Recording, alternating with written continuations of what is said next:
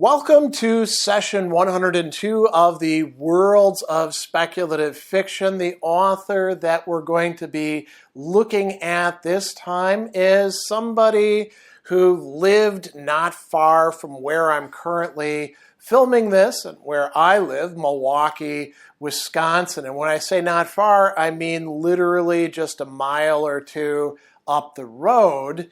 So it is Robert Bloch, and we're looking specifically at his early period in which he was corresponding with and became friends with and imitated H.P. Lovecraft. So many of his early short stories are what we call Lovecraftian.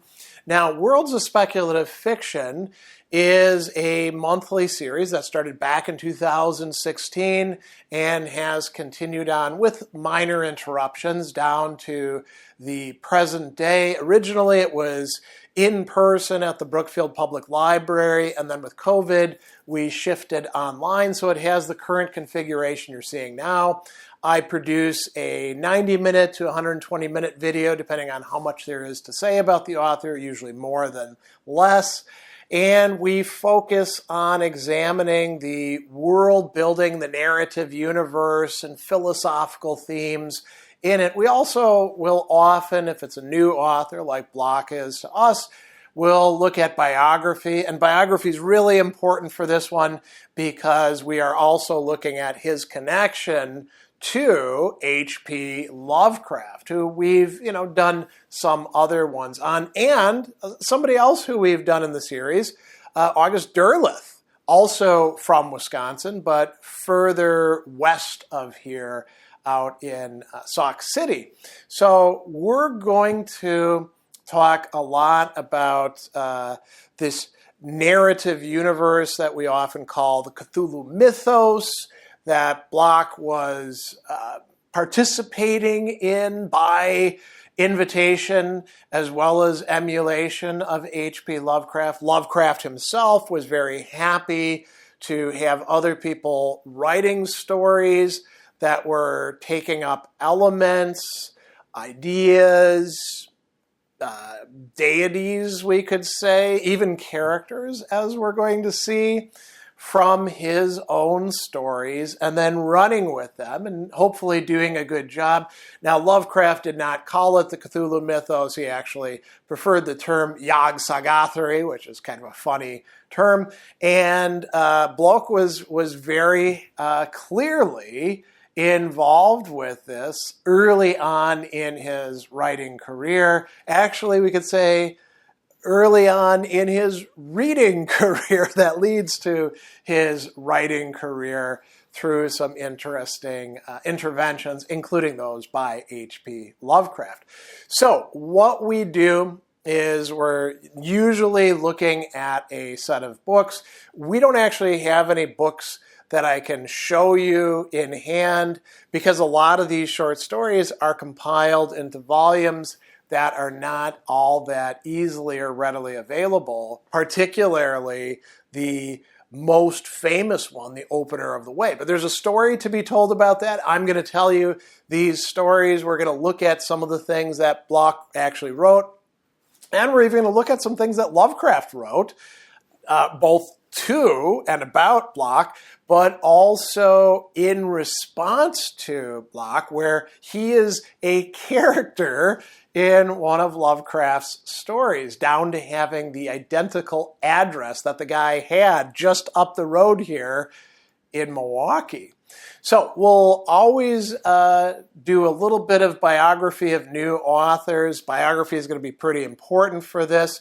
We'll jump into that shortly, but I think it might be useful before we go into the more, formal biography to talk briefly about his connection to Lovecraft, drawing on his own autobiography, or as he's going to call it, unofficial or unregistered biography, and some of the things that Lovecraft wrote to or about him as well.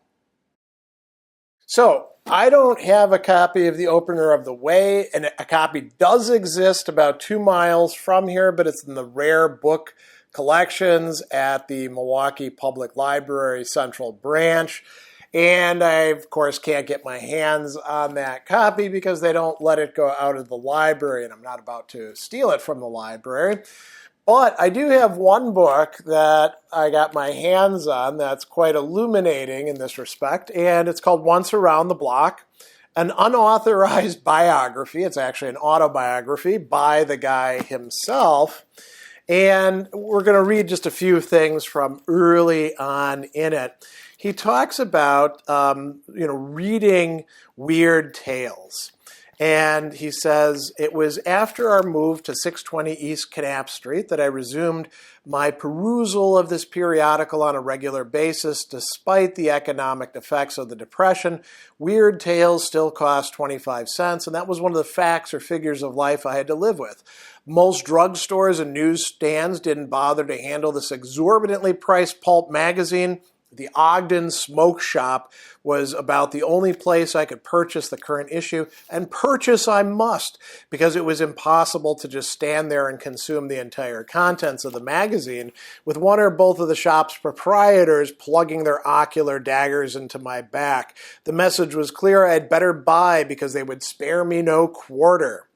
So he uses his allowance. He considers the possibility of getting a subscription for $2.50 a year, which would save him a whole $0.50 per annum. But he said, what if an issue got lost in the mail? What if some other resident stole a copy? And where would I get $2.50 to put together to take out a subscription? So he goes on and he says, in particular, my addiction to the work of H.P. Lovecraft increased. By the time I resumed reading weird tales, his output had slowed, frequently leaving me frantic for a fix. So he's mentioning, earlier on, and I'm going to come back to this, that he had been reading H.P. Lovecraft, right? So this is in chapter 6. He says that the most horrifying concept to me, the most convincing, was an account of ghouls feasting in their burrows below the cemeteries and subways of modern Boston. The story Pickman's novel, which many of you may be familiar with, was credited to one H.P. Lovecraft, and I made a mental note to remember both the title and the name of the author. So he goes on a little bit further, and he talks about, the magazine itself. And then he says, I didn't see the byline of H.P. Lovecraft anywhere except in the pages of Weird Tales. Bookstore clerks couldn't place his name. Public libraries had never heard of him. School teachers, when I tried explaining the sort of thing he wrote, didn't want to. It took years before I learned the background of my favorite writer of horror fiction. Again, this is not the time or place to delve into details, nor is it necessary. Suffice it to say, H.P. Lovecraft was born in Providence, Rhode Island in 1890, and with the exception of a brief residence in New York during his marriage in mid-20s, lived there throughout his life. And he goes on and tells a bit more about the biography, and he says, a dwindling income from a small family inheritance and the necessity of helping support 2 spinster aunts forced him to turn his talents towards professional markets, which publish fantasy and supernatural horror fiction. Such markets prove few and far between. In fact, the only consistent outlet for the outre was Weird Tales. Lovecraft wrote and sold what he could of his own work, and did revisions and ghostwriting for others, but never rose above the poverty level, nor surfaced to general recognition or critical acclaim. And then he says, in a professional career spanning a mere 15 years, he gradually graduated from the early abbreviated poetic prose to longer, though sometimes equally lurid tales of terror.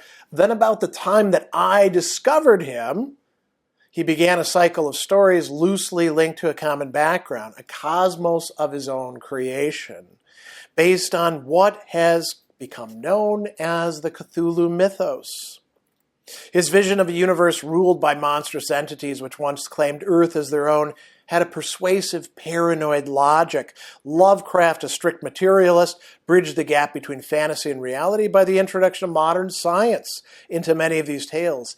Hidden horrors were hinted at by scholars, researchers, astronomers, and astrophysicists, hunted down by teams of explorers using the resources of contemporary technology. It was with these tales Lovecraft came into his own. The Call of Cthulhu, the Dunwich Horror, the Whisper in Darkness at the Mountains of Madness, the Shadow out of Time. These, plus a half dozen others, form the basis of an enduring concept. Enduring and endearing to literally dozens of other writers who've since borrowed Lovecraft's mythos, monsters, and in many cases mannerisms of style and presentation. Some of them made use of his imaginary New England locales, including Dunwich, Innsmouth, Kingsport, and the city of Arkham. The latter is the home of Miskatonic University, which owns a translation of the Necronomicon. This is the source book for mythos lore and the spells and incantations that can presumably conjure up or cast down its immortal monstrosities. Now, Bloch himself is among those very authors, as we're shortly going to see.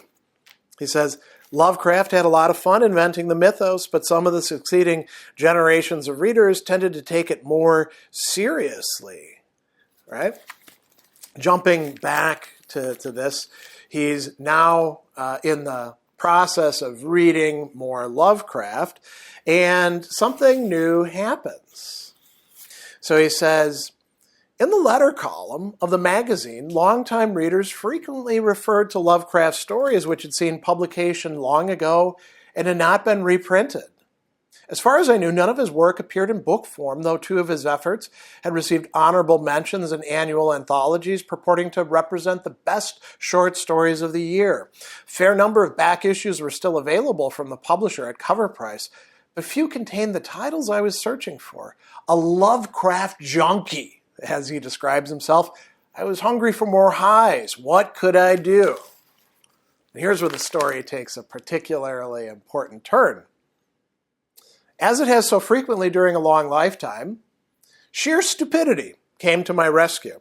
I could say that as well about my own life. I sat down and scrawled out a letter to Mr. Lovecraft, care of the magazine. Identifying myself as an ardent fan and a brash, presumptuous teenage idiot, I inquired if he might inform me as to where I could locate some of his stories presently out of print. And then Bloch says, I got letters like this from fans many years later myself. I wasn't quite so nice to them. And he says, fortunately for me, Mr. Lovecraft proved to be far more charitable. Within a remarkably short time, I received a reply from 10 Barnes Street in Providence, Rhode Island, dated April 23, 1933. In his minute, distinctive calligraphy, the writer informed me that he and his two maiden aunts were in the process of packing and moving to a new address, 66 College Street. He just finished taking inventory of his magazine stories and book collection and was enclosing copies of both. If there were any stories on the list which I wanted to read, he would be happy to lend me tear sheets. If there were any books in his library which might interest me, he would be glad to lend me his copies. To state that this response had a traumatic effect on me is to put it mildly, not to say tritely. The notion that a full-fledged adult literary celebrity would make such an offer to a half-fledged teenage nonentity was astonishing to me as it was commonplace to Lovecraft. Nevertheless, I jumped at the offer after first hurdling the problems of postage and parental approval. I never borrowed any books, but I did solicit a loan of such stories as The Rats in the Wall, The Outsider, and The Picture in the House. Formerly a Lovecraft fan, I was now a Lovecraft devotee. More significantly, I had become a regular correspondent with the man who variously referred to himself as Grandpa Theobald or the Old Gentleman, he having reached the venerable age of 42. I had thus also unwittingly become a member of what was later styled the Lovecraft Circle, a group of friends and fans, many of whom were themselves writers or aspired to be. Soon Lovecraft introduced me to some of them by mail, including such known weird tales writers as Clark Ashton Smith, Henry Whitehead, E. Hoffman Price, and August W. Derleth, who's going to assume an important role as well. So he goes on and he says, it was much easier for me to journey via streetcar to see another Lovecraft friend, a gentleman named Maurice W. Moe, who taught English at West Division High School. The idea of a student visiting a teacher in his family home was itself rather heady stuff at the time, as was corresponding with grown-up fans. There were perhaps a dozen other members of the circle with a few I had peripheral contact. Others I met later or not at all. But I learned a bit about most of them and a great deal more about H.P. Lovecraft himself. So we read some interesting things about him, and he's constantly writing other people. The length and literacy of his letters are legendary. 5 thick volumes of them have been selected and published, representing only a tiny fraction of his output, which, by the way, collection I'm going to be reading some bits from. We have that over at Marquette University. So he says, if he diverted that time and effort to tales instead of the emails, fantasy literature would be the richer, but people like myself would be the poorer. So that is a really important remark. The fostering of friendships and connections and talent that Lovecraft engaged in made effects within the real world of fantasy and horror and science fiction literature. Lovecraft corresponded with all of these people and connected them together, as well as providing them with this mythos, this narrative universe that could be explored. So, we read quite early in our correspondence, HPL suggests that I might be interested in trying my own hand at writing with an eye to publication. A quick inventory of physical assets confirmed I did indeed possess a hand and an eye plus backups, and since Lovecraft's suggestion generously included his willingness to inspect my efforts, what more did I need? Talent, ideas, and experience for starters. In the absence of all three, I unwittingly elected to follow in Lovecraft's footsteps, a route since chosen by dozens of future fantasiasts. Lacking a style of my own, I imitated HPL's. Devoid of original concepts, my sketchy plots were, to put it charitably, derivative. As for experience, hadn't I written a school project, a short piece about life in the future when I was only 11 years old? Surely now, having survived to become 16, I ought to have the ability to toss off 500, even 1,000 words of masterpieces like The Madness of Lucian Gray. Right? Effusions of this sort, which should have been tossed directly into the wastebasket, I sent off to my literary mentor. If he discovered grammatical or factual errors, he offered gentle correction.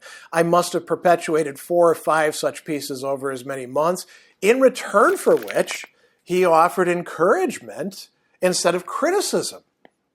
And encouragement was precisely what I needed.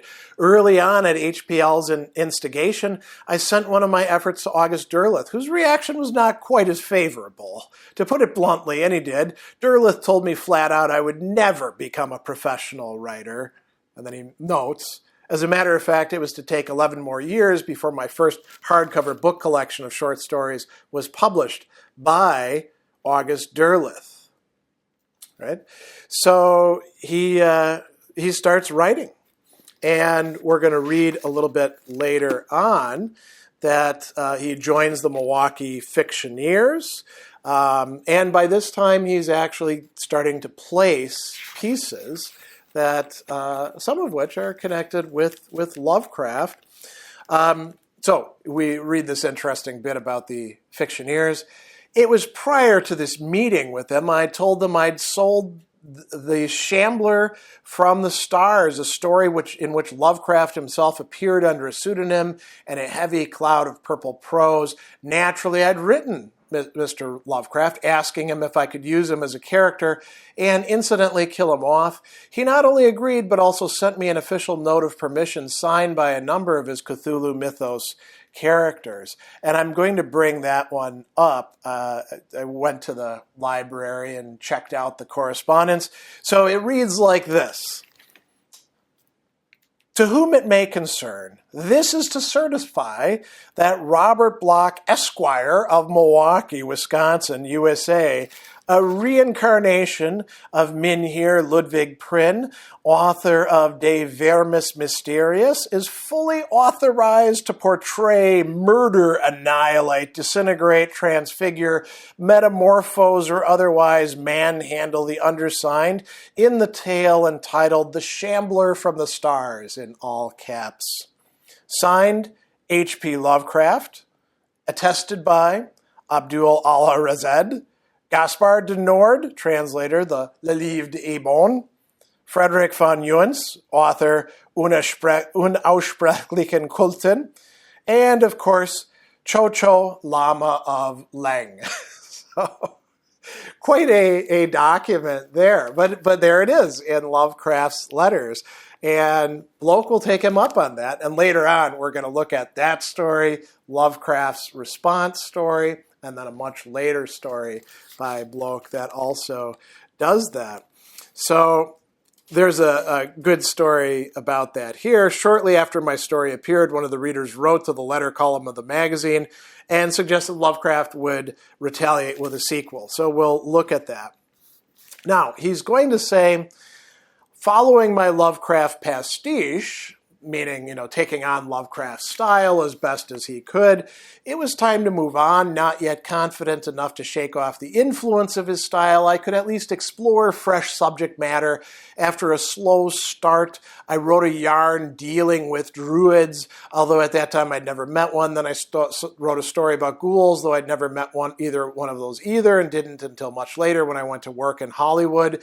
After that, I tried a tale with an Egyptian background and subsequently pyramided it into a sequence of stories connected only by common and all too often incorrect mythology. Occasionally there were relapses into Lovecraftian settings, but I was gradually undergoing a rite of passage. By now I was becoming somewhat established as a Weird Tales contributor and even had a few fans, right? So he talks about getting to meet people. And then the last thing that we really need to bring up here is about the end of that correspondence. So Lovecraft himself dies rather young, unfortunately, and this is in the end of chapter 12. He says, I hadn't heard very much from Lovecraft after the holiday season, when I may have, as usual, dispatched to him a gaudy crayon-on cardboard rendering of one of his monsters. I did learn he'd seen his physician for a checkup and he was awaiting word of the results. The thought of meeting him the next summer evoked many a fantasy. Then on March 15th, Derleth called me from Sauk City to convey the reality. Lovecraft was dead. So he begins chapter 13 saying, it took me a while to learn the details. Health problems had plagued Lovecraft for some months before a specialist diagnosed his advanced and inoperable intestinal cancer and chronic nephritis. He spent only 5 days in the hospital before his death at the age of 46. Apparently he'd known what awaited him and accepted it. Acceptance, Bloch writes, was a more difficult task for me. Howard Phillips Lovecraft had been inspiration, mentor, friend. There were no words to adequately express my grief then, and there are none now. For a time, I couldn't find words for my stories. Some time before, an idea had come to me for a longer effort titled Satan's Servants, laid against the background of colonial New England during the time of the witch hunts. It was definitely Lovecraftian, so much so that I had the temerity to ask if he might care to collaborate on the tale. Already ailing, he gently declined, but corrected my historical, grammatical, and geographical errors.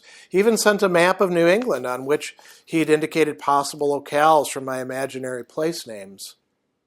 I'd intended to go ahead with the story on my own, but set it aside for later consideration. So we'll talk about that a bit later on. And so, this is a big event in his life.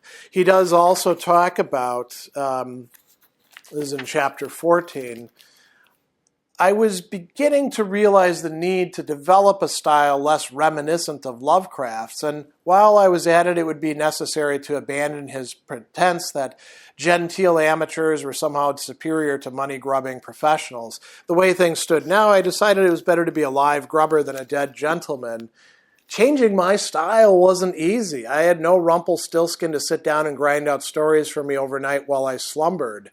My only source of assistance was the minimal influence of the authors I currently read.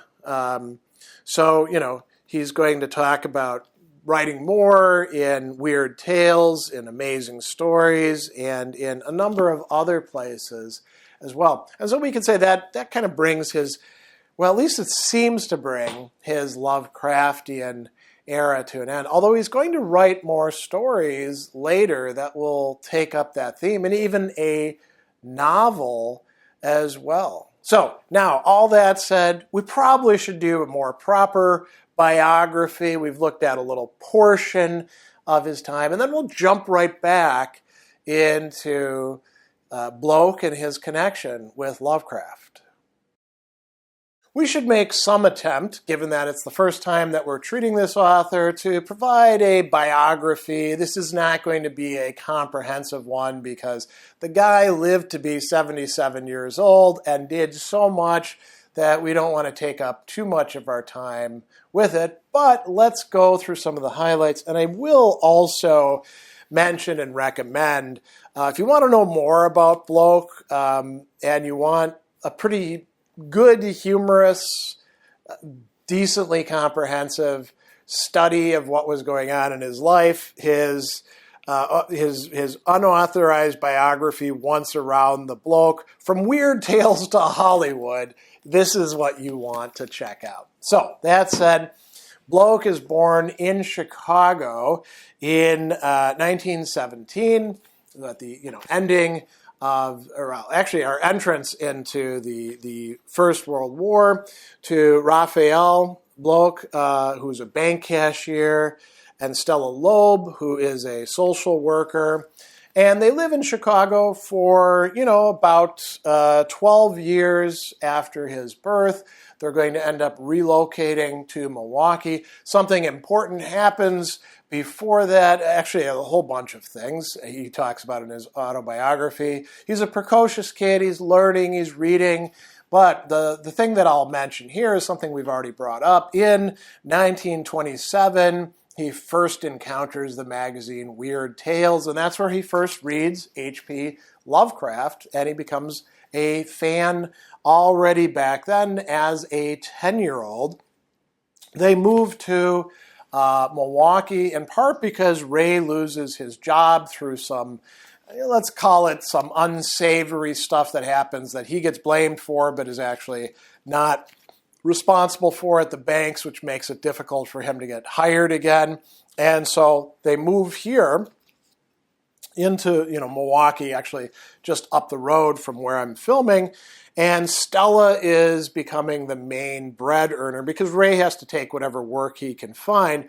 Stella works at the Milwaukee Jewish Settlement House as a social worker, and eventually she's going to climb and become, an administrator.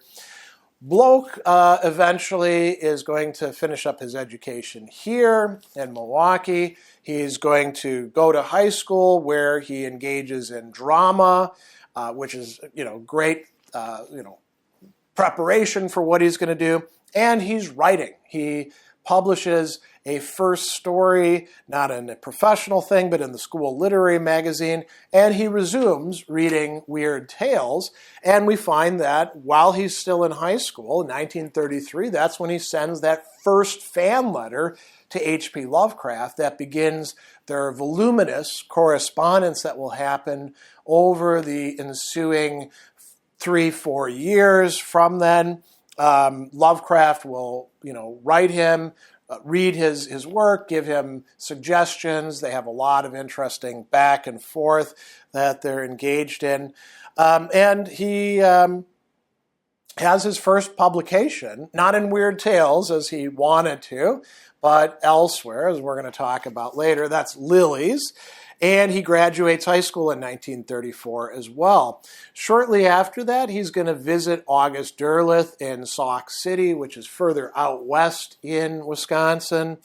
And he'll also go down to Chicago to the offices of Weird Tales and meet Farnsworth Wright. In 1935, he's going to join the Fictioneers, a club here in Milwaukee of people who were, comparing, looking at each other's work, giving each other feedback. And he meets Gustav Marx, who agrees to let him, use his office as a place to write stories and also do some copywriting work for him. Now, Gustav Marx has his own advertising agency, so in a way he is writing fiction, but not fiction in the traditional sense. In 1936, Bloch is going to begin selling comedy gags to radio comedians, and he's going to continue doing writing for other people in other media for, you could say, the rest of his life. 1937, of course, Lovecraft dies. This brings the correspondence to an end. Bloch is still in his Lovecraftian phase, as we're going to talk about a little bit later. 1939, he and a friend of his get involved in a mayoral campaign here in Milwaukee. A kind of dark horse candidate, Carl Sadler, who becomes mayor. He actually wins, and they're applying all sorts of imaginative techniques to try to build publicity. Now, unfortunately, Bloch never does get paid properly for his work and kind of gets forgotten after the campaign as the person who helped to build up Sadler. And, maybe he conjectures that Sadler didn't want people knowing that it was basically some kids who got the whole thing going to defeat Mayor Hone of Milwaukee. And so, there's a whole story to be explored there. In 1940, he becomes an actual advertising copywriter at the Gustav Marx Advertising Agency, which means a real paycheck. By the way, in that year, he marries Marion Ruth Holland, which, he construes as somewhat a marriage of convenience. She's got some health problems as well, stemming from tuberculosis that she'd been exposed to. 1943, by this point, with the story, Yours Truly, Jack the Ripper, a lot of people who study Bloch will say this is definitively the post-Lovecraftian period. But he had been weaning himself away from Lovecraft style and topics for some time. But that's a big story for him. It's one where Jack the Ripper, it turns out, never actually died in London. He's still around in the 1940s here in the Chicagoland area, still committing murders. And it's a question of how do you stop this guy? Then that gets adapted for the radio and goes through a lot of other adaptations as well. 1945, he actually does more radio writing, a whole bunch of 15-minute episodes for his own radio horror show, Stay Tuned for Terror. And that year also, his first collection of short stories in book form, The Opener of the Way, gets published by Arkham House, which by now August Derleth has established out in Sauk City and is publishing Lovecraft work, Clark Ashton Smith, and also, as we see, Bloch's stories. So that's a really important year for him. 1947, he publishes his first novel, The Scarf. He also starts getting involved in this era in science fiction conventions, not just going as like a guest or getting honored, but getting to introduce the guests of honor, which means spending time with them, which means networking, which Bloch seems to be particularly good at. By 1954, he's got 3 novels ready to roll out. Spiderweb, The Kidnapper, and The Will to Kill. He's also beginning to appear on television by this time as a guest panelist on a early TV show. 1958, he publishes 2 more novels, Shooting Star, This Crowded Earth, and he publishes the short story by which I got to know him first as a kid. And it was in one of the Alfred Hitchcock anthologies, basically written, well, not written for kids, but arranged for kids. I used to get them as presents every year from my great uncle Hubert. So the story is That Hellbound Train, which then in 1959 wins the Hugo Award for Best Short Story. If you haven't read it, you got to check it out. It's a really awesome little piece that I sometimes actually use in my philosophy classes. That's also the year that the novel that I would say the majority of people best know him for appears, Psycho. Now, Psycho is kind of groundbreaking. It's called modern urban horror, which is more psychological, less supernatural, and there just weren't that many people doing that at the time. It gets turned into a movie, as you know, that Alfred Hitchcock directs. And unfortunately, you would expect that this would have made Bloch, not just in terms of his reputation, but monetarily. He doesn't get a piece of the movie. He signs away the rights to the books and only gets a lump sum payment up front, which partly goes to, other people as well, like his agent. So it doesn't... it's not the lucrative thing that he hopes it would be, but it does certainly push his career further. By the 1960s, he's going out to Hollywood.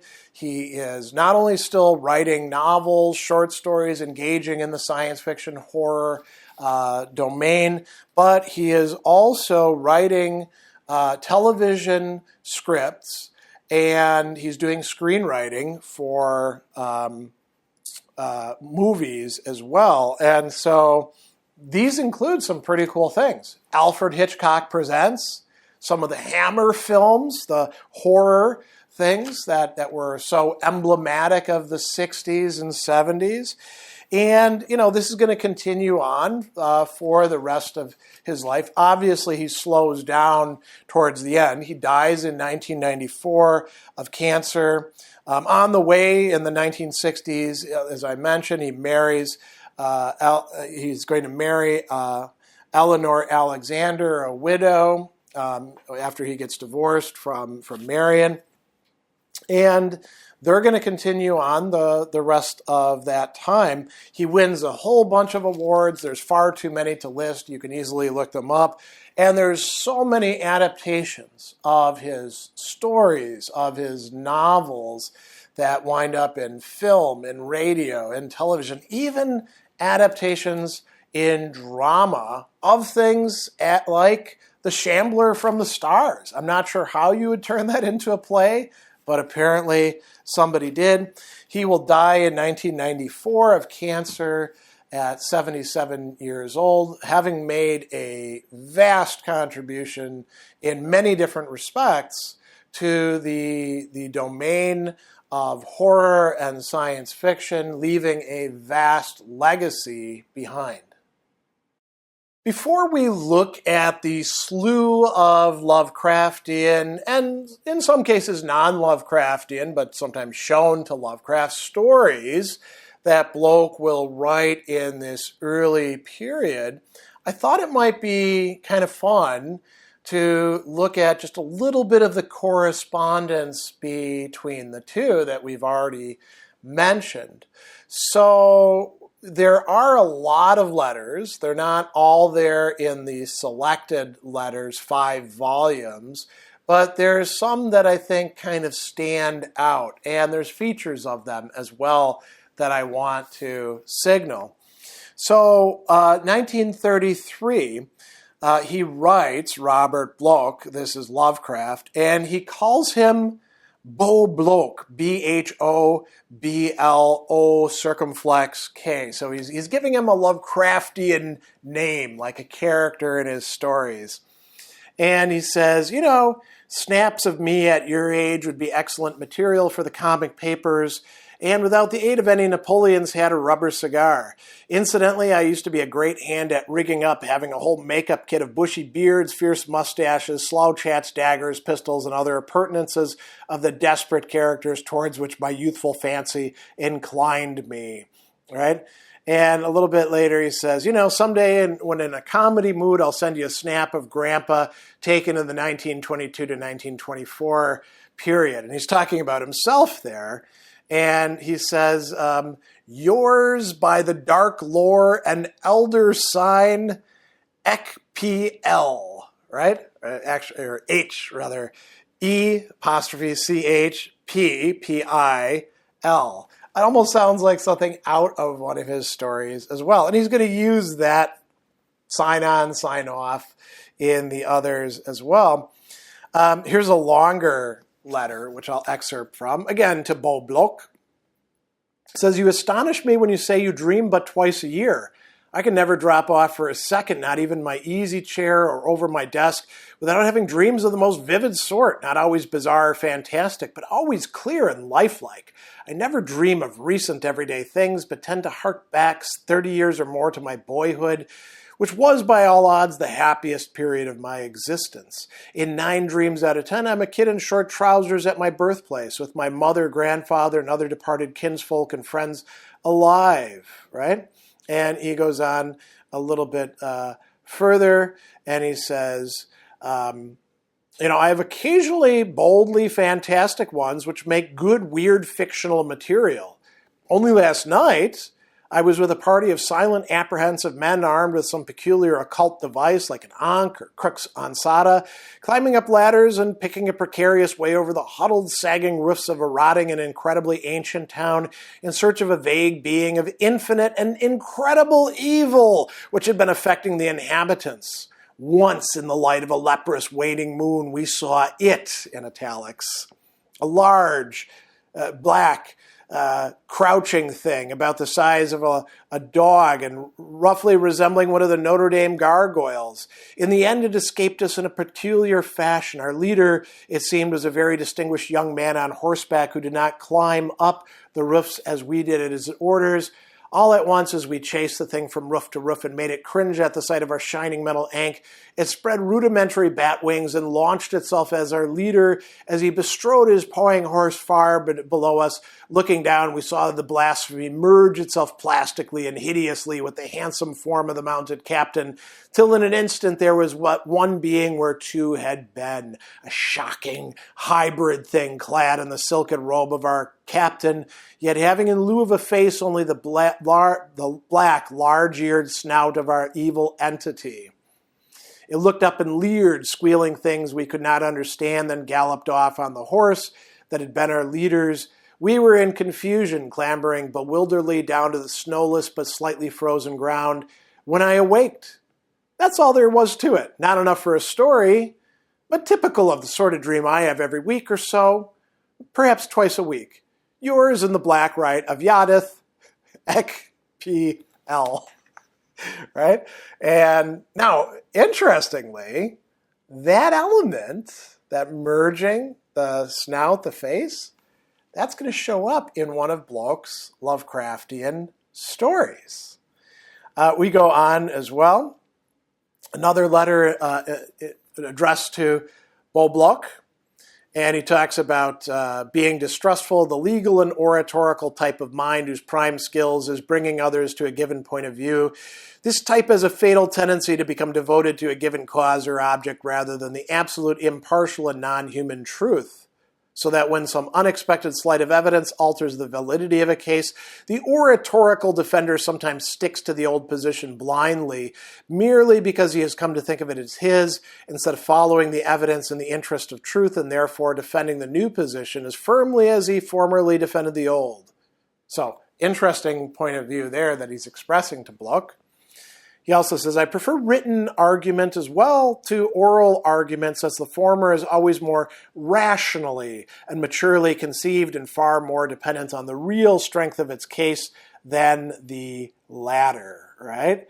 And coming to the end of this, he says, I'm nearly always in an argument because of my refusal to accept ready-made attitudes causes me to differ on one point or another with virtually everybody else.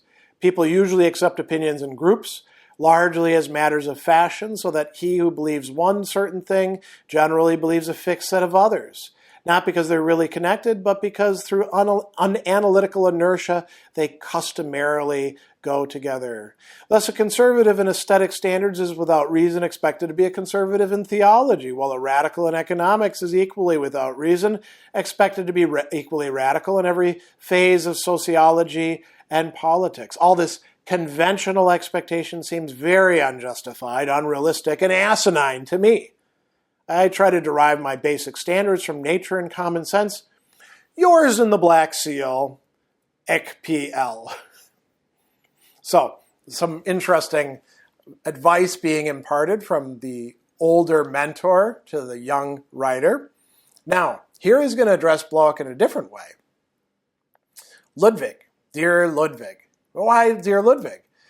Because Bloch contributes not just one, but several books to the legendary fictional books that are part of the Cthulhu mythos. And Lovecraft, who in this letter is actually going to sign himself as Lovecraft, L-U-V-E-K-E-R-A-P-H, addressing it to from the windowless steeple, is going to invoke him by that name. In another letter, he's going to say, "Hail, O Ludwig Prynne. If Prynne's immortal work is in Latin, you ought to give the title in that language." So, he's giving him advice about how to incorporate fictional works into a fictional work. Hence my change in two places in your manuscript to De Vermis Mysteriis, concerning of the worm the mysteries. Also, since knowledge of elementary Latin is so universal, I've modified the statement concerning your limitations in that tongue. Still more, I've supplied just a tantalizing fragment of that hellish invocation. Tibi magnum in nomiandum, signa stellarum nigrarum et buffoniformis, sadoque sigillum. And then he gives an English translation. To thee, great not to be named, the signs of the stars black and of the toad shape, to Sagatha, the seal. So, very interesting there. Also signs that one, Lovecraft, right? And I do want to mention, so these are some other letters, not written to Bloch, but mentioning Bloch. He's writing to a Mr. Conover in two letters. And in the first of them, he's going to say, "Years ago I wrote voluminously for the amateur press under a dozen or more different aliases, though some of my revisory or ghostwriting jobs for others virtually amount to stories of mine written under other names." And he goes on and says, "Now, about the terrible and forbidden books, I am forced to say most of them are entirely imaginary. There was never any Abdul Alharazed or Necronomicon, for I invented these names myself. Robert Bloch," he mentions in this letter, "devised the idea of Ludwig Prynne and his De Vermis Mysteriis, while the Book of Abon is an invention of Clark Ashton Smith's. The late Robert Howard is responsible for Friedrich von Junz and his Unaussprechlichen Kulten," right? And he goes on and says, "As for seriously written books on dark, occult, and supernatural themes, in all truth, they don't amount to too much. That's why it's more fun to invent mythical works like the Necronomicon and the Book of Abon, the magical lore which superstitious people really believed and which trickled down to the Middle Ages from antiquity, was really nothing more than a lot of childish invocations and formula for raising demons, etc., plus systems of speculation as dry as the orthodox philosophies. It was a lot of ill-assorted odds and ends, memories of Greco-Roman mystery cults, Pythagorean speculation embodying ideas from India, Egyptian, Babylonian, Persian, and Jewish magic, and the Neoplatonism and Manichaeism of the late Roman Empire, right? So he goes on and he says, all this lore was disconnected and fragmentary. There was never any special book holding a large amount of it. It's not until modern times that we see any attempt to collect and codify these scraps. What the medieval and Renaissance philosophers and magicians wrote is mostly namby-pamby stuff of their own devising, plus the popular folklore of the day, right? Now, a little bit later, he's going to write back to Conover, and he suggests to him, your catalog of hellish and forbidden books sounds highly impressive, and the very names make me shudder. Of only one have I ever heard before, this being, can I bring myself to write the dreaded words, Mulder's infamous Gurl Negral. I even saw a copy of this once, though I never opened or glanced within it. Now notice what Lovecraft is going to say to him. It was many years ago in Arkham at the library of the Miskatonic University. And then he tells a whole story here about that. So, there's a lot of play about these forbidden lore books. And Bloch, along with Howard and Ashton Smith, is part of that, not just storytelling, but narrative universe generation. Now, I'm going to bring up one other letter from Lovecraft that I think is kind of interesting. Actually, I'll bring up two. One is from Lovecraft, and one has to do with Bloch a bit more directly in Derleth. So, Lovecraft writes this to R.H. Barlow in 1935. As for young Bloch, give him plenty of time and leeway to fumble around and see what he really wants to do. He seems to want to do something, and there are many years ahead for him to develop in. His stories are, of course, imitative, overcolored, and immature. But what were most of the writers doing at 18? So, not only is Lovecraft giving Bloch encouragement just by writing to him in the first place, but also by, traditional encouragement. You can do this sort of thing as a writer, being willing to help him out with bits and pieces here, looking over his manuscripts. He's even saying to other people, I understand Bloch has to develop more, but what were you doing at 18? He's encouraging other people to take Bloch as seriously as he is. And I think that's a really cool thing that Lovecraft is doing. Later on, when Derleth has been, developing Arkham House and reprinting Lovecraft and some of these other authors as well, Bloch is in correspondence with Derleth, and Derleth is looking for Lovecraftinia, including copies of Bloch's letters from Lovecraft for the Selected Letters Project, some of which, is what we've just quoted from. And Bloch finds this collaboration, almost collaboration, that he had, set aside, that we referred to earlier, Satan's Servants, which he will later on publish. And this is what Bloch writes about Lovecraft to Derleth. At that time, I was in constant correspondence with H.P. Lovecraft, and we frequently exchanged current manuscripts for suggestions and critical comments. Accordingly, I sent him my rejected story, and because the tale had a New England locale, I made bold to ask if he would be interested in collaborating with me. As the excerpts from the letter below will indicate, he refused a full-dress collaborative effort, but my manuscript came back copiously annotated and corrected with a lengthy and exhaustive list of suggestions for revision. And so that's what he ends up doing. And he's going. This is in Something About Cats, also published later on. And here's what he's going to say there. From the purely personal standpoint, I was often fascinated during the process of revision by the way in which certain interpolated sentences or phrases of Lovecraft seem to dovetail with my own work. For in 1935, I was quite consciously a disciple of what has come to be known as the Lovecraft School of Weird Fiction. I doubt greatly if even the self-professed Lovecraft scholar can pick out his actual verbal contributions to the finished tales. Most of the passages which would be identified as pure Lovecraft are my work. All of the bridges and sentences he added are of incidental nature and merely supplement the text. And he's going to say something really interesting that we'll bring this to a close with. The Robert Bloch of 1935, as I painfully discovered during this revision process, is as dead as Howard Phillips Lovecraft is today. Peace to their mutual ashes.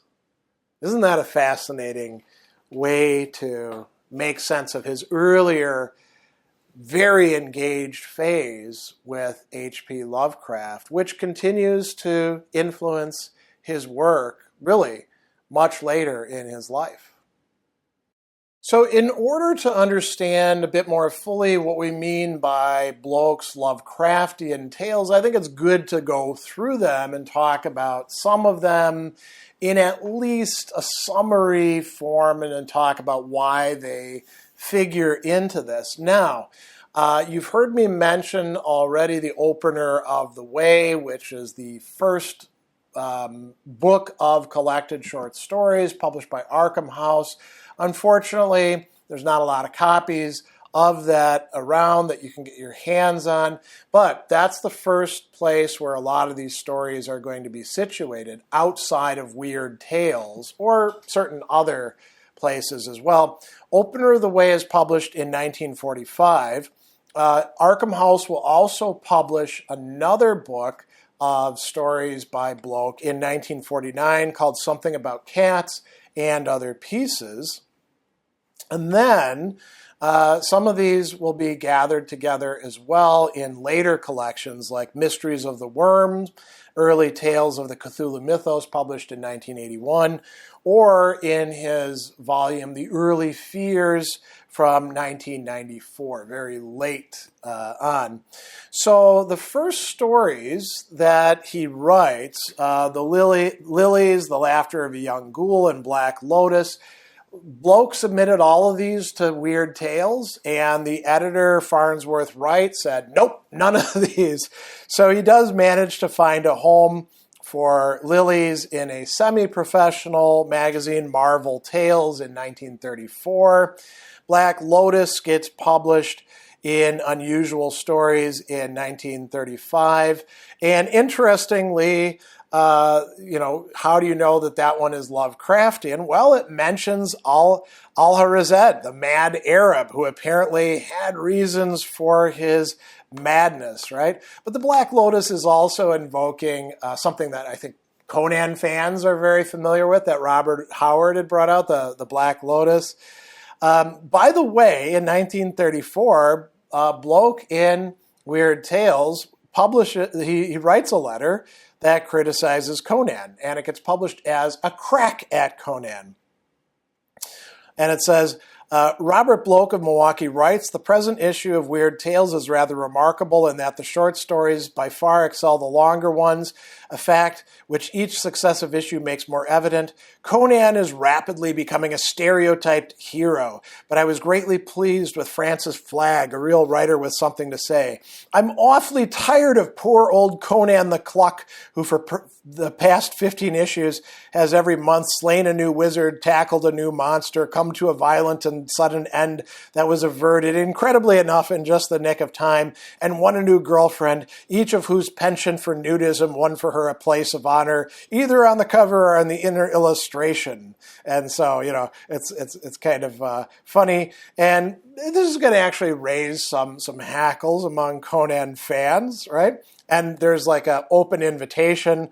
Bloch, the author of the above letter, here it is. Sharpen your axes, you loyal supporters of the Conan tales, for anon we shall publish a short story by Mr. Bloch. It is entitled The Secret in the Tomb, right? So that is one of the first of the stories that Weird Tales actually does publish. along with the Feast in the Abbey. Now, the Feast in the Abbey, that's a really interesting one. It's perhaps less Lovecraftian. It's definitely horror. It's got some, aspects of maybe Poe or de Maupassant to it.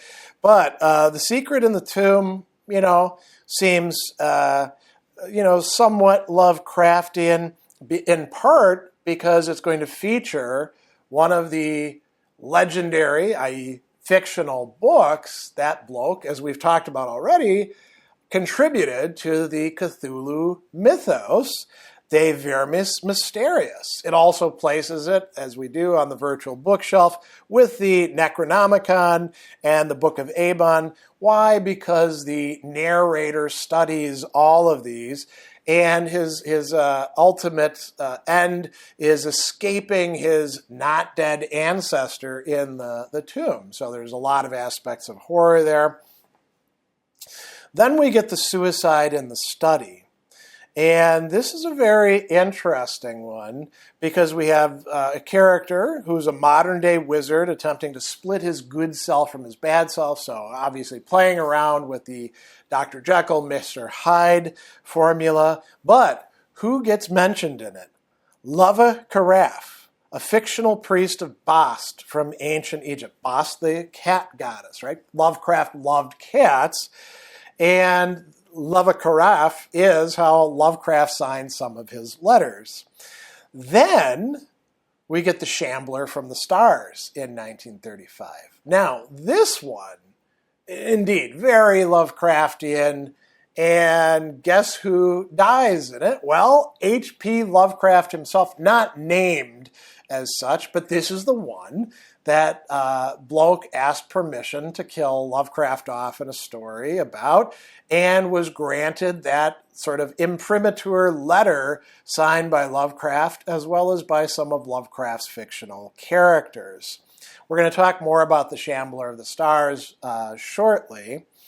Then we get the Faceless God, in which we have this doctor, Stugace, who tortures Hassan, a caravan guy, for information about where this caravan discovered a statue. The Faceless God is going to turn out to be one of Lovecraft's perhaps most fascinating creatures, the herald of the great old ones, Nyarlathotep. And as you can guess, things do not turn out well for the doctor in that case. The Grinning Ghoul. This one is written, in a Lovecraftian sort of style, and the narrator is an inmate of a sanatorium for mental cases who, 6 months earlier, was a well-known and moderately successful practicing psychiatrist, as he's trying to cure a professor who has recurring nightmares about ghouls living below Misericord's cemetery. The professor is going to cite Ludwig Prim's Mysteries of the Worm, the grotesque black rites of mystic Lovecraft, the priest of cryptic Bast, and the mad and legendary Necronomicon of Abdul al-Hazred. And he also makes references to the banned and infamous fable of Nyarlathotep and the legend of the elder Sabbath. He speaks of fabled Lang, lightless Niken, and demon-haunted Nis, as well as blasphemies as the Moon of Ziggurat and the secret parable of Bayaguna the Faceless One. As it turns out, the doctor is luring the narrator in by these ghouls. The narrator is going to show him there aren't any ghouls. There are ghouls, and one of them happens to be the doctor. So you got kind of a twist. So that takes us into 1936. Another one from 1936, The Dark Demon. Now this is a really interesting one because the character Gordon, some people want to say, aha, that's a stand-in for H.P. Lovecraft. Because you've got this great fictional author who's written a lot of books which are perhaps revelatory of other realms. He's seeking a deeper, more sinister sort of horror.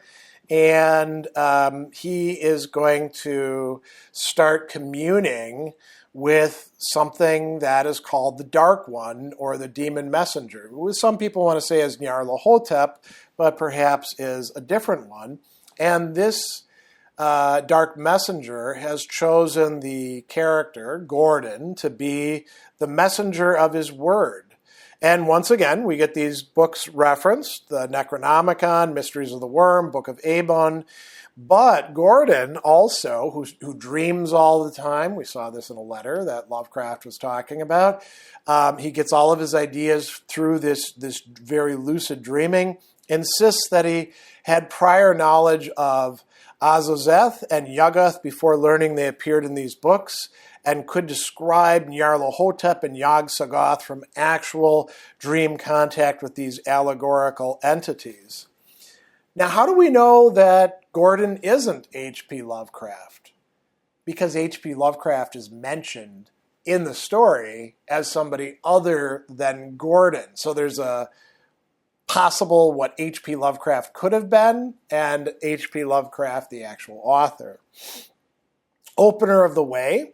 Also from 36, we have Sir Ronald Barton with his son Peter, who find a hidden tomb in Egypt on a parchment written in Chaldean, which describes how to evade the curse. The curse is dealing with a black statue of Anubis, and the enchanter alluded to gods older than those he worshipped. Again, we have mention of the demon messenger and the Black Temple, coupled with secret myth and legend cycles of pre-Adamite days. Things do not turn out well for the people involved in this one. Then we get Mother of Serpents, also from this time. It's not Lovecraftian. It's actually about voodoo and the island of Haiti. But Lovecraft discusses it with Bloch and has some interesting things to say about it. We get another horror with, in 1937, The Mannequin. There's a humpback who is Maglor, who is, the hump is actually a twin that can control him. And the books that, once again, are referenced are the Mysteries of the Worm, along with Mycroft's Commentaries on Witchcraft, a Greek translation of the Kabbalah of Saboth. And Maglor is going to ask H.P. Lovecraft mythos questions about Nyarlathotep, the Black Messenger, Shib-Niggurath, Beastmen, the 13th Covenant, and the ritual of Father Yig as well. Blood of Bubastis. We have yet another thing that involves ghouls, which Lovecraft, of course, had written about, and references to Ludwig Prinz de Vermis Mysterious. It's pretty rare that you find one of these stories that doesn't mention that book. And the narrator goes to Cornwall, where supposedly Egyptian priests had a secret temple, and the narrator is there to visit his friend, who turns out not to be his friend at all and wants to sacrifice him. Secret of Sebek, we get another horror story coming from New Orleans. There's a writer of horror fiction, so Bloch once again kind of placing himself in the story, who's at a costume party for Mardi Gras. And he encounters a real incarnation of the crocodile-headed Egyptian god Sebek. The character, who is the Etienne Laurent de Marigny, is H.P. Lovecraft and Hoffman Price's creation. So he's taking Lovecraft's characters and putting them into his story as well. Using something from Through the Gates of the Silver Key, also set in New Orleans. 1937, we get Fane of the Black Pharaoh, which, by the way, is mentioned later on in some of the stories we're going to talk about later, where Lovecraft and Bloch are playing off of each other. We have an archaeologist who's given a chance to see the legendary temple tomb of Neferenkai, which has been hidden for thousands of years below the surface of what's now Cairo. And who is Neferenkai? He was a pharaoh who, once he ascended, renounced all religion except for that of Nyarlathotep. And his sacrifices provoked a revolt, and the pharaoh was at last dethroned, right? So all of that is up to 37. In 1937, of course, Lovecraft dies.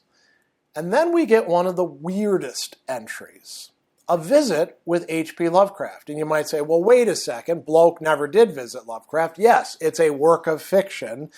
It's published in Science Fantasy Correspondent, and it's listed as fiction with the subheading, Proving Truth Stranger Than Fiction. So I'm just going to give you a little bit of that background. He says, I was wondering what my host would look like. I'd never met the man before, though I'd heard vague rumors, evil, disturbing ones. Some said he was a vampire, 8 feet tall. Vampire? That sounded batty to me. Others described him as a werewolf in sheep's clothing. Still others claimed that Lovecraft was an invisible solid with 8 heads like an octopus. The octopus has 8 legs, not heads, but good enough. And then in the story, Lovecraft eats the writer of the story, and Lovecraft gets to speak for himself in Bloch's tale. I seldom eat people alive except for Sunday dinner. As a general thing, I prefer human flesh cooked, and I generally avoid authors as a diet since they tend to be lean and tasteless. So obviously sort of a satire of Lovecraft being offered in the very year that Lovecraft died.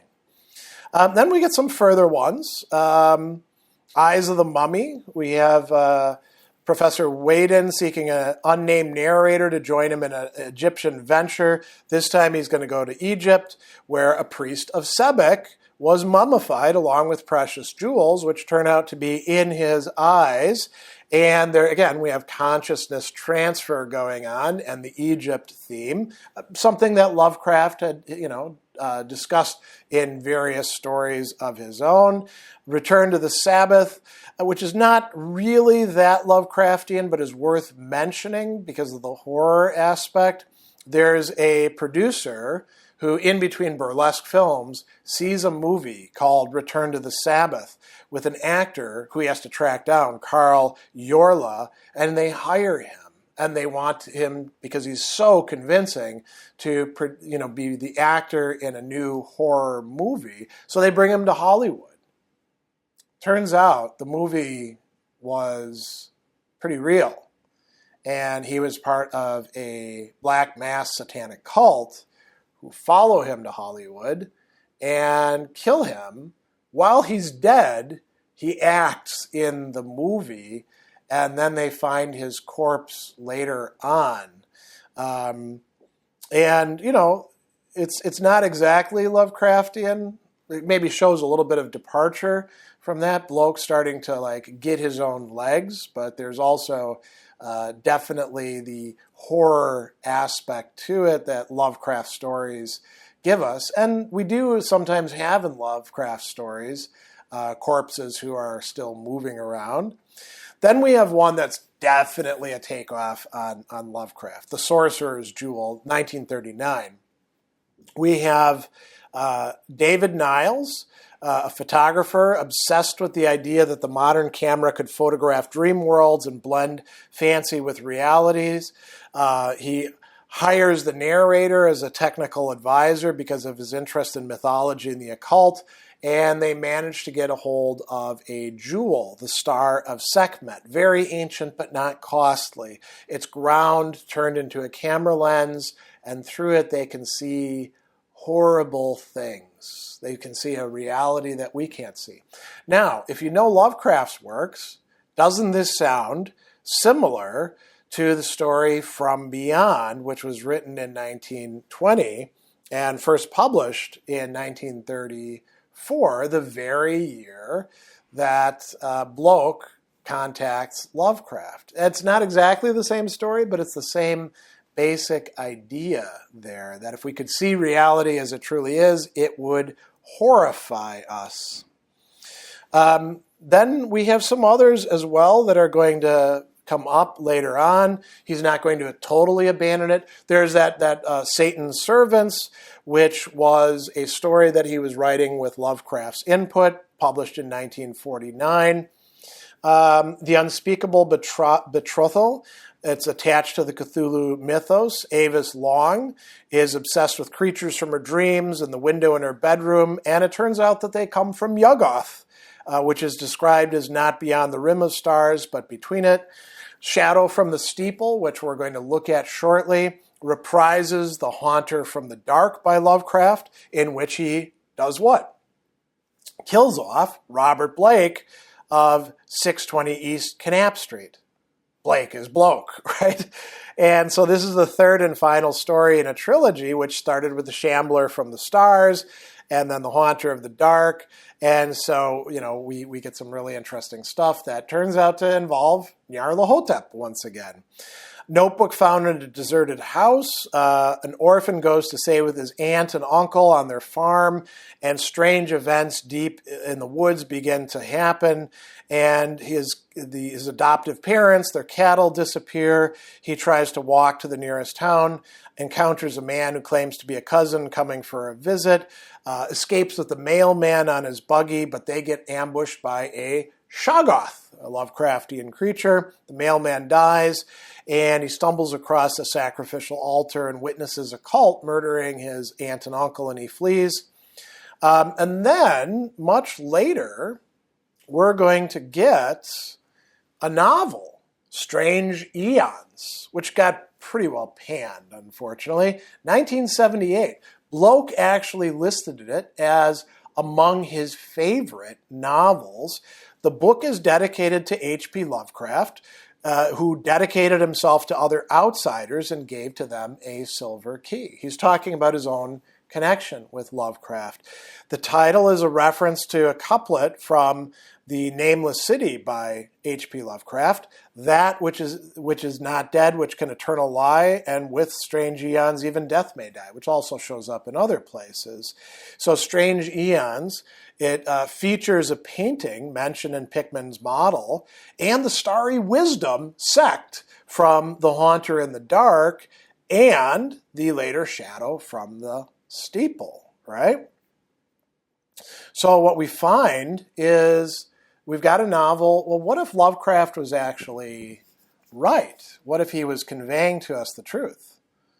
An art collector finds a painting that his friend assures him is the one mentioned in Pickman's model, and he says, what if it was the other way around? What if Lovecraft's story was inspired by the painting? Meanwhile, the model Kay Keith, the ex-wife of one of the characters, is hired to work for the Starry Wisdom Temple, now established in, of all places, Los Angeles, the place where cults go to establish themselves. The final section of the novel deals with a new character, Mark Dixon, who is the child of Kay, and guess who else? Cthulhu, and the events leading up to the end of the world. So we've got, Bloch remains engaged with Lovecraftian themes and references and books and storylines and characters long past his Lovecraftian early period, where he's kind of apprenticing under Lovecraft. And, we do get some other stories from this time that are not strictly Lovecraftian. We get what are called stories that are contes cruels. Think of some of, Maupassant or Poe's stuff. So the Mandarin's Canaries is a good example of that. We get stories about black magic and demonic possession, which aren't strictly Lovecraftian.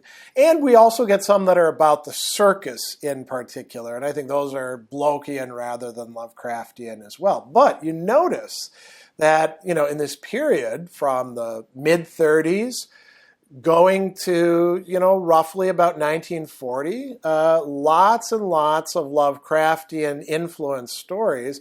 And then it doesn't completely go away in Bloch's writing career, but he reprises it later on, including writing an entire novel about, what if Lovecraft was right. As enjoyable as it could be to do a full reading of all three of these stories, Robert Bloch's The Shambler from the Stars, H.P. Lovecraft's The Haunter of the Dark, and then finally Robert Bloch's The Shadow from the Steeple, we don't have the time for that, so I'm just going to give you some highlights and do a bit of reading from each of these. The Shambler from the Stars is by far the shortest of these stories, but they are connected together in an interesting sequence because The Shadow from the Steeple is a sort of response or follow-up to The Haunter of the Dark. And what connects those two together?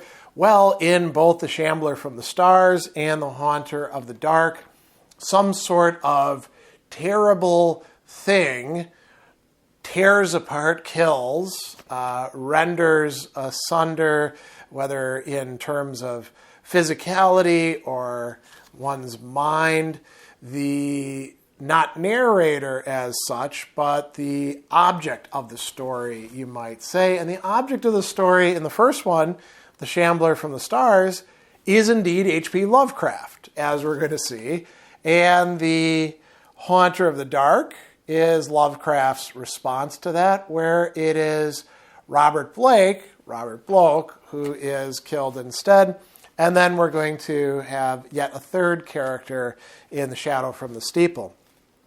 So, The Shambler from the Stars begins with this character saying, I am what I profess to be, a writer of weird fiction.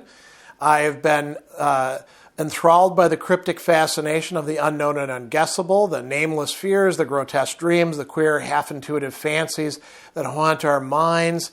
He talks about walking the midnight paths with Poe, or crept among the shadows with Machen, combed the realms of horrific stars with Baudelaire, or steeped myself with earth's inner madness amidst the tales of ancient lore. So I'm going to go on from that. And, his writing doesn't succeed at first. And so he says, ambition, ever an illusion, was the cause of my undoing. He's able to write stories for the pulps, but they're not exactly what he wants. I wanted to write a real story, not the stereotyped, ephemeral sort of tale I turned out for the magazines, but a real work of art. So he says, I must have new subject material, truly unusual plot material. If only I could conceive of something utterly ultra-mundane, macrocosmic, something that was tetralogically incredible. I long to learn the songs the demon sings as they swoop between the stars, or hear the voices of the olden gods as they whisper their secrets to the echoing void. I yearn to know the terrors of the grave, the kiss of maggots on my tongue. So he goes on, and he says, I sought a way. Here's where Lovecraft enters in. Quietly, I began a correspondence with isolated thinkers and dreamers all over the country. There was a hermit in the western hills, a savant in the northern wilds, a mystic dreamer in New England. That would be the third. It was from the latter I learned of the ancient books that hold strange lore.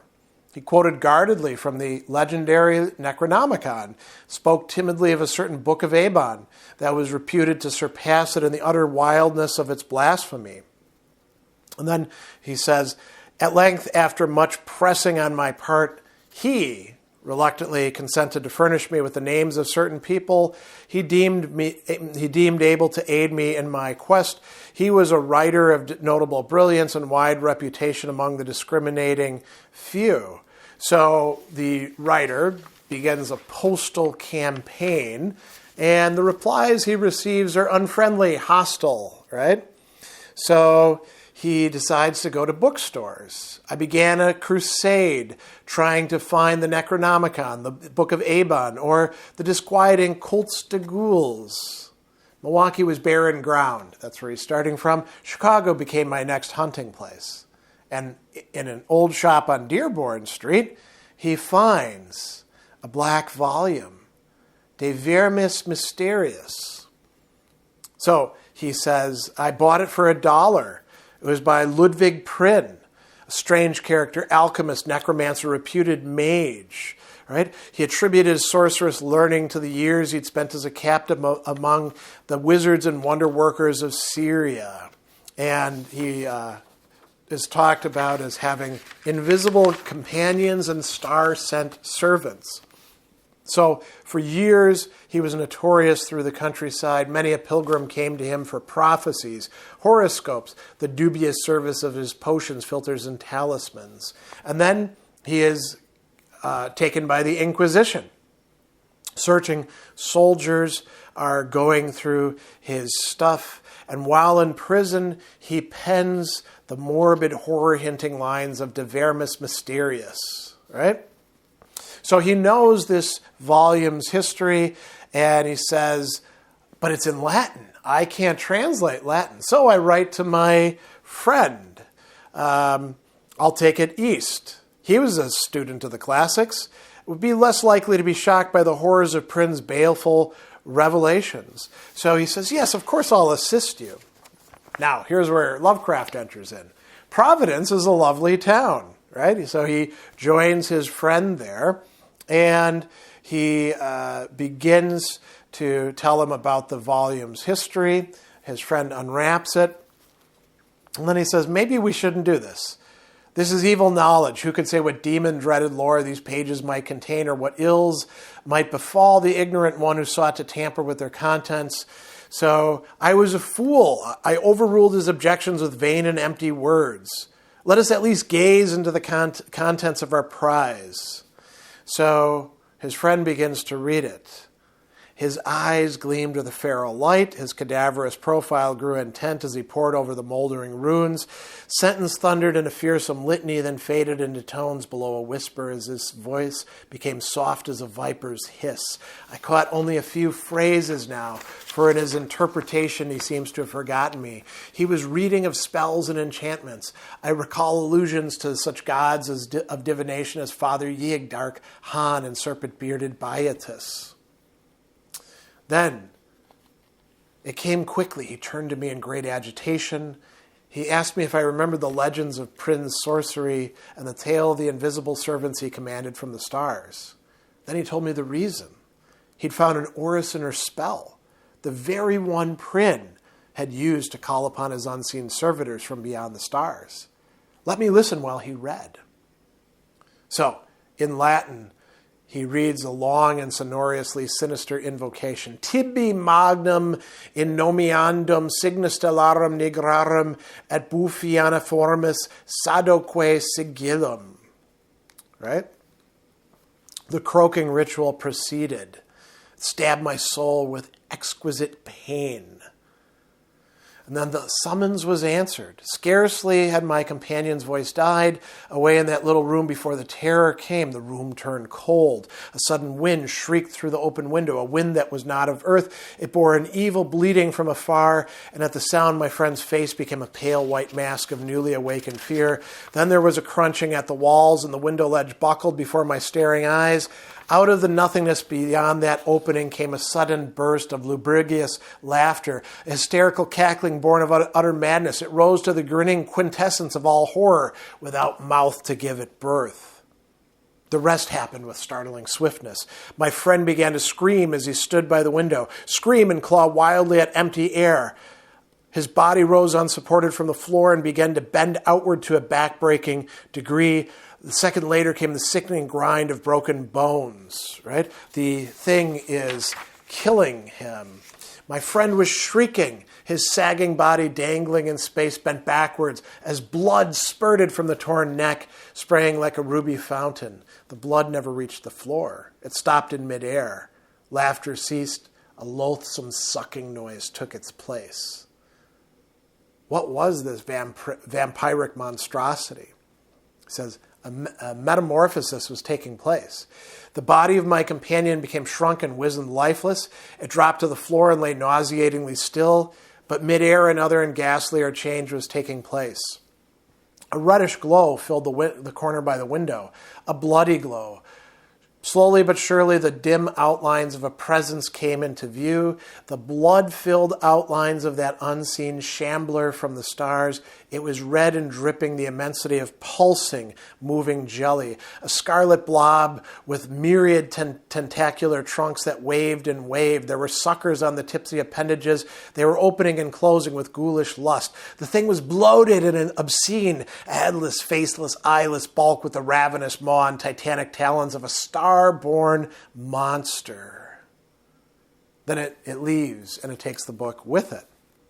He sets a fire in his friend's room, boards a train, learns of his friend's accidental death in the papers. But it ends this way. It is only at night when the stars gleam that dreams return to drive me into a gigantic maze of frantic fears. Then I take to drugs in a vain attempt to ban those leering memories from my sleep. But I don't really care, for I won't be here long. I have a curious suspicion I shall see again that shambler from the stars. I think it will return soon without being resummoned, and I know that when it comes it will seek me out and carry me down to the darkness that holds my friend. Sometimes I almost yearn for the advent of that day, for then too I shall learn once and for all the mysteries of the worm. Now this story was dedicated to H.P. Lovecraft, and Lovecraft will respond with his own story, The Haunter of the Dark, which begins by saying, cautious investigators will hesitate to challenge the common belief that Robert Bloch was killed by lightning or some profound nervous shock derived from an electrical discharge. And it goes on. We find out that the victim was a writer and painter devoted to the field of myth, dream, terror, and superstition, and avid in his quest for scenes and effects of a bizarre, spectral sort, and that he's been drawn from his home in Milwaukee. So he shows up, and we find out that Blake has already produced 5 of his best-known short stories: The Burrower Beneath, The Stairs in the Crypt, Shagai in the Vale of Panath, and The Feaster from the Stars. These are all sort of parody titles of Blake's own works. He's also painted canvases, studies of nameless, inhuman monsters and profoundly alien non-terrestrial landscapes. And he's there overlooking Federal Hill. He wants to know about this church eventually that strange things have happened in. And jumping ahead a little bit, he goes inside. He sneaks in. And what does he find? The paintings on the wall were so obscured by soot, Blake could scarcely decipher what they'd represented, but from what little he could make out, he did not like them. So then later on, he finds a rotting desk and ceiling-high shelves of mildew disintegrating books. Here, for the first time, he received a positive shock of objective horror, for the title of the books told him much. They were the black, forbidden things which most sane people have never heard of, or have heard of in only furtive, timorous whispers, the banned and dreaded repositories of equivocal secrets and immemorial formulae which have trickled down the stream of time from the days of man's youth and the dim, fabulous days before man was. He had himself read many of them, a Latin version of the abhorred Necronomicon, the sinister Liber Ivonis, the infamous Culte de Gaulle of Comte de Lerlet, the Unersprechlichen Kulten von Juens, and old Ludwig Prinz Hellish de Vermis Mysterious. So Lovecraft is reintroducing the books, but there were others he had known merely by reputation or not at all. The Panacnotic manuscripts, the Book of Dizon, and the crumbling volume in wholly unidentifiable characters, yet with certain symbols and diagrams recognizable to the occult student. Then he also finds a leather-bound record book filled with entries in an odd cryptographic medium. And he is going to take that and try to solve it, and eventually he will. He also finds a record of the attack on the church as well. So, it's in June that Blake's diary told of his victory over the cryptogram. The text was, he found in the dark Aklo language used by certain cults of evil antiquity, known to him in a halting way through previous researches. There are references to a haunter of the dark, awakened by gazing into the shining trapezohedron, and insane conjectures about black gulfs of chaos from which it was called. This being is spoken of as holding all knowledge and demanding monstrous sacrifices. Some of Blake's entries show fear lest the thing which he seems to regard as summoned stalk abroad, though he adds that the streetlights form a bulwark which cannot be crossed.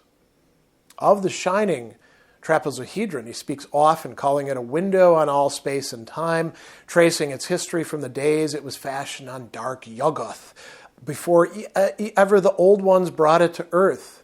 It was treasured and placed in its curious box by the crinoid things of Antarctica, salvaged from their ruins by the serpent men of Valusia, peered at eons later in Lemuria by the first human beings. It crossed strange lands and stranger seas and sank with Atlantis before a Minoan fisher meshed it in his net and sold it to swarthy merchants from knighted Kem. The pharaoh Nephrim-Ka built around it a temple with a windowless crypt, and did that which caused his name to be stricken from all monuments and records.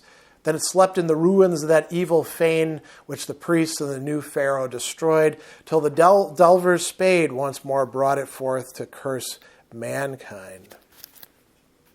Now, Blake will indeed find the jewel, right? The trapezohedron, and gaze into it. And what we find out is doing that and then closing it in darkness summons the haunter of the dark. And Blake's last entry tells us of this. Lights out must be 5 minutes now. Everything depends on lightning. Yadeth grant it will keep up. Some influence seems beating through it. Trouble with memory. I see things I never knew before, other worlds and other galaxies. It cannot be the real hill and church I see in the pitch darkness. What am I afraid of? Here we get the Cthulhu mythos. Is it not an avatar of Nyarlathotep, who in antique and shadowy Kem even took the form of man? I remember Yuggoth and more distant Shagai and the ultimate void of the black planets. The long winding flight through the void cannot cross the universe of light, recreated by the thoughts caught in the shining trapezohedron, send it through the horrible abysses of radiance. My name is Blake, Robert Harrison Blake of 620 East Knapp Street, Milwaukee, Wisconsin. I am on this planet. Azazoth, have mercy. The lightning no longer flashes. Horrible, I can see everything with a monstrous sense that is not sight. Light is dark and dark is light. So we get all of that. I am Robert Blake, but I see the tower in the dark. There is a monstrous odor, senses transfigured, boarding at the tower window, cracking and giving way. I can see it.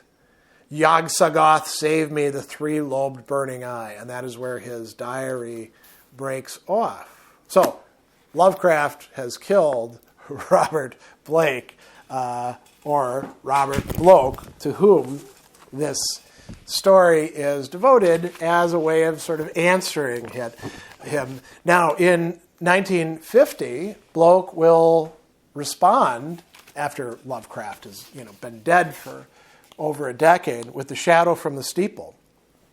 And what do we find? Well, there's Edmund Fiske. And Edmund Fiske is interested in what happened to his close friend, Robert Harrison Blake of Milwaukee, in 1935. Like Fiske, at the time, Blake had been a precocious adolescent, interested in fantasy writing, and as such became a member of the Lovecraft Circle, a group of writers maintaining correspondence with one another and with the late Howard Phillips Lovecraft of Providence. It was through correspondence Fiske and Blake had become acquainted. They'd visited back and forth between Milwaukee and Chicago, and their mutual preoccupation with the weird and fantastic in literature and art formed the foundation for the close friendship which existed at the time of Blake's unexpected and inexplicable demise. Most of the facts and certain of the conjectures in connection with Blake's death have been embodied in Lovecraft's story, The Haunter of the Dark, published more than a year after the younger writer's passing. And what we find out here is that a certain professor of Providence had traveled widely in Egypt and in the course of archaeological investigations in the crypt of Neferm-Ka made an unusual find. Neferm-Ka is the forgotten pharaoh whose name has been cursed by the priests and obliterated from official dynastic records. The name was familiar to the young writer at the time, due largely to the work of another Milwaukee author who had dealt with the semi-legendary ruler in his tale, Fane of the Black Pharaoh. That's actually Bloch.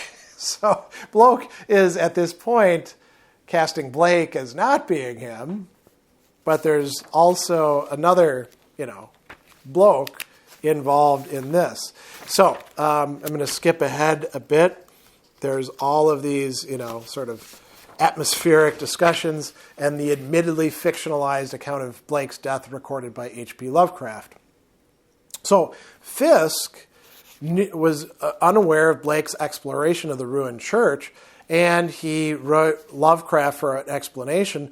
Lovecraft could supply little information other than that Blake had sort of become reclusive, and Lovecraft had not followed on that. But Lovecraft engaged in an investigation, and that's what produced his story. Fisk wanted to know what really happened.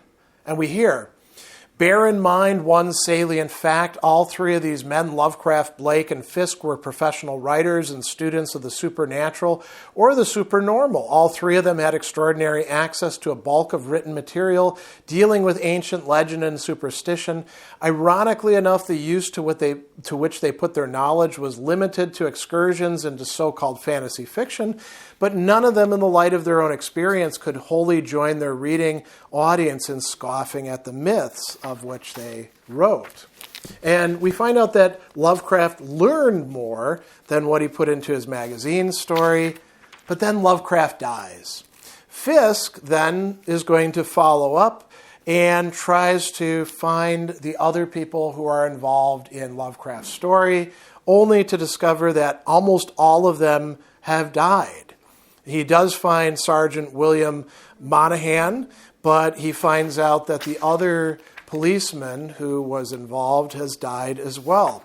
So he's going to try to find a doctor who was involved as well with it, and he hires a private investigator, commissioning him to locate Dr. Ambrose Dexter. So what we find is, in the end, he is going to track Dexter, who's been off doing physics work, particularly with nuclear physics, and has seemingly become quite ill as a result. So he will get information from the private investigator, locate the doctor, get past his butler, and then meet with the doctor. So the doctor takes him into his study and says, "Won't you sit down?" Fisk noted the bookshelves on either side of the room.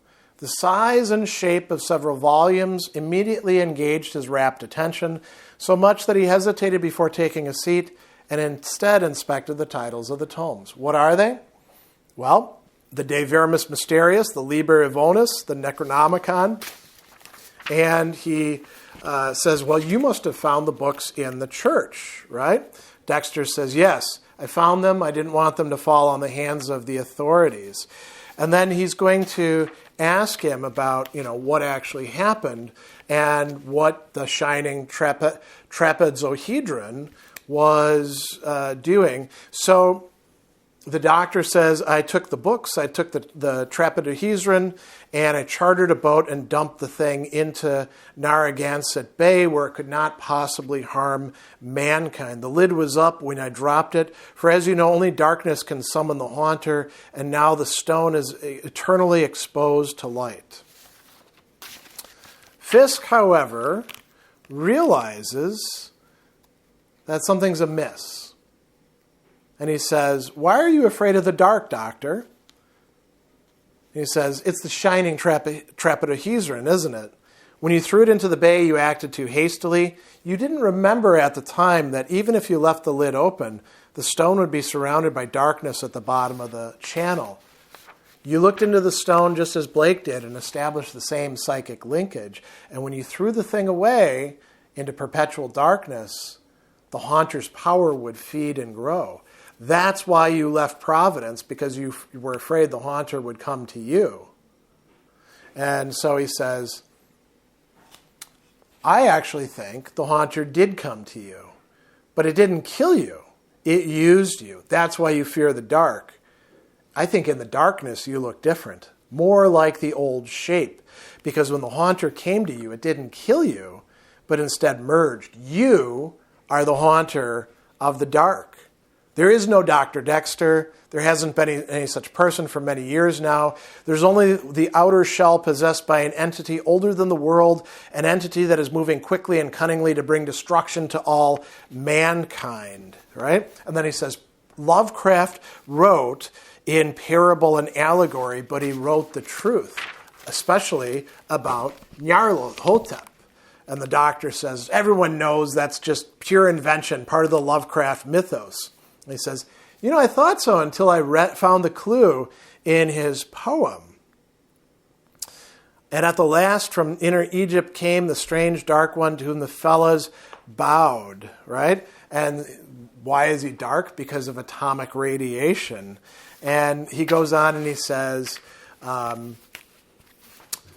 you are the messenger of those from outside, Nyarlathotep. You came in linkage with the shining trapezohedron out of inner Egypt, as the poem says, and the fellows, the common workers of Providence who became converted to the starry wisdom sect, bowed before the strange dark one they worshipped as the haunter.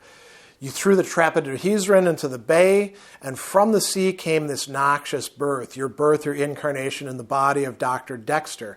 And you taught men new methods of destruction with atomic bombs in which the ground was cleft and mad auroras rolled down the quaking citadels of man. Oh, Lovecraft knew what he was writing, and Blake recognized you too, and they both died. I suppose you'll try to kill me now so you can go on. You'll lecture and stand at the elbows of the laboratory men, urging them on and giving them new suggestions to result in greater destruction. And finally, you'll blow Earth's dust away. And so he says, I'm going to try to kill you. And what ends up happening is, while Fisk has his gun, Nyarlathotep, the haunter, Dr. Dexter, flips the light switch, and Fisk dies. So it turns out that the haunter in the dark is Nyarlathotep, who now is here in the story. And Lovecraft, in Bloch's own story, had been, you might say, a poet who framed out the fundamental danger in his works. And this brings this really cool sequence with all these references to each other between these two authors to a close. As always, we could spend much more time with the various themes and stories and characters, and in this case, the interconnections, both literary but also personal, between Robert Bloch and H.P. Lovecraft, particularly in Bloch's early formative years as a writer and in Lovecraft's final years as a writer himself. But we do have to bring this to a close. So I will say that I have really enjoyed getting to dig into the work of this Milwaukee native. I hadn't read quite a few of these early Bloch stories before I started doing the research leading up to it. Sometimes they're viewed by certain critics as not being his best work, and I think you could say with some of them you'll read and be like, yeah, this is a bit unpolished, juvenile, but the Bloch as the writer, the mature writer, is there in the early stuff kind of shining through, and it's a lot of fun to see somebody playing with Lovecraft's world, his narrative universe, as Lovecraft wanted and invited people to do. Bloch definitely took him up on that, as did the somewhat older and more established August Derleth. And we get to see the legacy that not only Bloch himself leaves behind, but also Lovecraft himself by looking at these stories. So that is it for this session. I hope that if you haven't read these stories, you go and check them out. Again, if you want to know more about Bloch himself, his unauthorized biography is a really wonderful place to start. And we will probably down the line, some future year, take up some of other Bloch's stories, including perhaps that Hellbound Train and some additional ones as well.